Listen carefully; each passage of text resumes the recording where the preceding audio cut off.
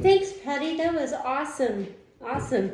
Okay, so what we're going to do now is we are going to propagate members of the Lamiaceae family that Patty was just talking about. I've got some rosemary here, I've got some basil seeds, and we are going to make more plants. So let's start with the basil. The first thing you want to do is make sure that you have good dirt. So I've got equal parts coconut coir, perlite, and vermiculite. So that's what I put in these two guys right here. So I'm going to start with the basil. Okay, so I've got my dirt in here, and it is pre-moistened, so it's moist. You don't have to worry about watering too much. Then I've got my seeds, and on the back of the seed packet, it tells me everything I need to know. Full sun, 1/4 inch planting depth, 60 to 90 days to harvest, all that stuff, especially that Patty just talked about, is also on the back of your seed, so you don't have to take notes, don't worry. It's right here for you. Okay, and so anyway, let's get to it. I'm going to plant about 5 seeds in this little pot. I don't want to do many more because then you have to pull them out and kill them, and that's just really sad. So anyway, so let's put 5 seeds in there. 1, 2, 3, 4, 5.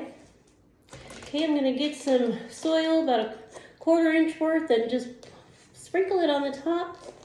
I'm going to tamp it down just a tiny bit. Give it a spray. Basil likes to be warm when it germinates, between 70 and 75 degrees. So I'm going to help it along by putting it in this bag. You can also use saran wrap.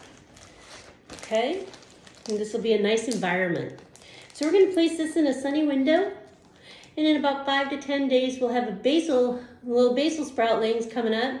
And you can keep them in the sunny window and keep it to clip herbs, in your kitchen. Or you can put it out into your garden when they're about 4 inches tall and the danger of frost is past. So that is one way. So 3 minutes ago, you had 0 basil plants. And now you have the possibility of 5 basil plants, just like that. Okay, so now let's move on to the rosemary. This is the rosemary. What you want to do, you want about a 6-inch sample, kind of like that. And you want to make sure that it has a nice growing tip. Okay, this is a little crooked, but it's nice and soft. This is this year's wood growth, and this down here is last year's. So we're in good shape here. So we cut it off the plant, and then we took the leaves off the bottom. There was 2 sets of leaves. So now we have ways for it to sprout. We get a pot with water, a pot with dirt. I'm going to make a hole with a stick. I'm going to dip my rosemary into rooting hormone. And then that hole I made makes it easy because now I just put it in and the rooting hormone stayed on the stick, on the stem. Now I'm just going to put it all together, make it sturdy, spray, spray, spray. Put this next to the basil in the sunny window, and in about 2 weeks, we're going to notice this thing is going to start to grow on its own. And it'll have roots, and it'll be its own little plant. And so anyway, so that's how you do rosemary. Now, there's one more way.